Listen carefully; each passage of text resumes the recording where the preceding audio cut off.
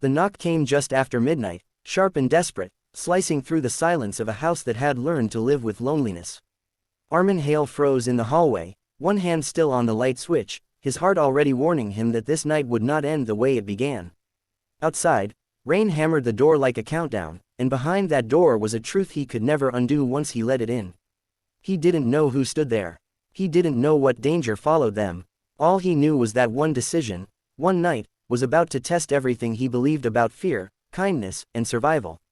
Before we go on, if you believe in kindness, second chances, and quiet acts of humanity that change lives, please like this video, share it with someone who needs hope, comment your thoughts, and subscribe to Kind Vibes.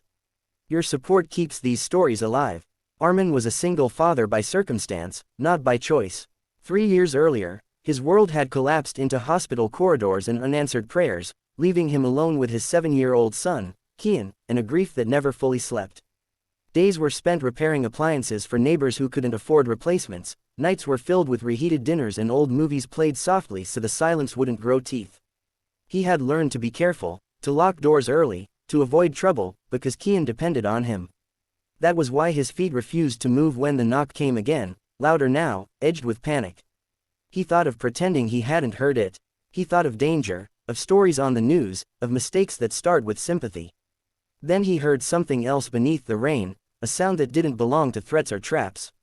It was fear, raw, shaking fear. Against his better judgment, Armin opened the door just enough to see a soaked figure standing under the porch light, shoulders hunched, eyes wide, breath uneven.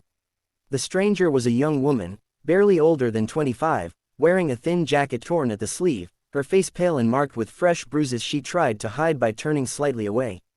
Armin didn't ask questions. He didn't think. He stepped aside and let her in, closing the door quickly as if the storm might follow.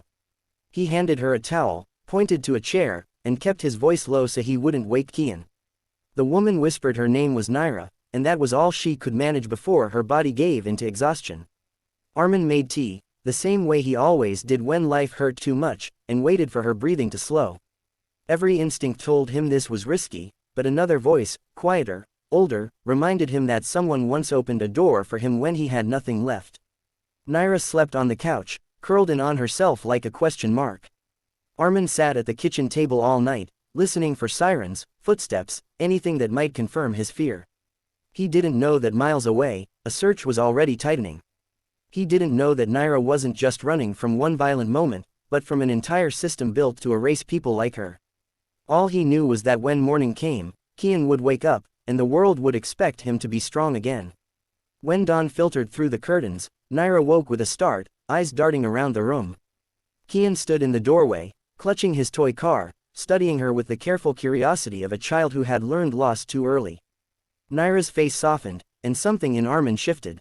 Over breakfast, she told fragments of her story, not everything, just enough. She had witnessed something she shouldn't have, something powerful people wanted buried. She had run, trusted the wrong help, and barely escaped. Armin felt the weight of it settle into his chest. This wasn't just shelter. This was protection. The days that followed blurred into quiet tension. Armin kept Naira hidden, asked neighbors to text before visiting, fixed radios instead of TVs so he could hear local updates.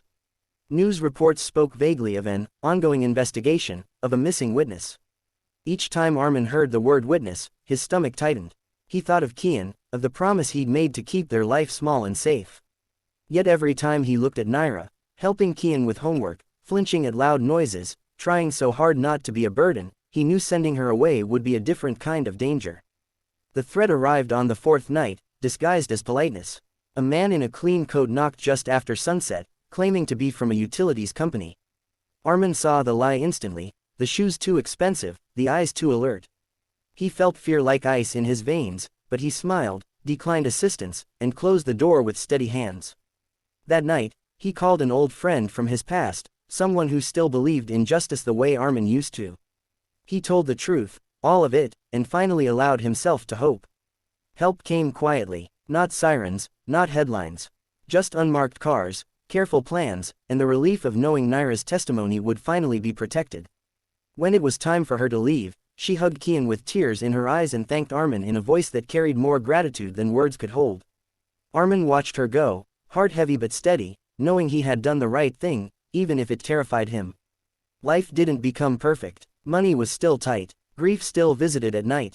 But something had changed. Kian laughed louder. Armin slept easier. And when the world felt dark, he remembered that one night, one choice, had proven fear doesn't always win.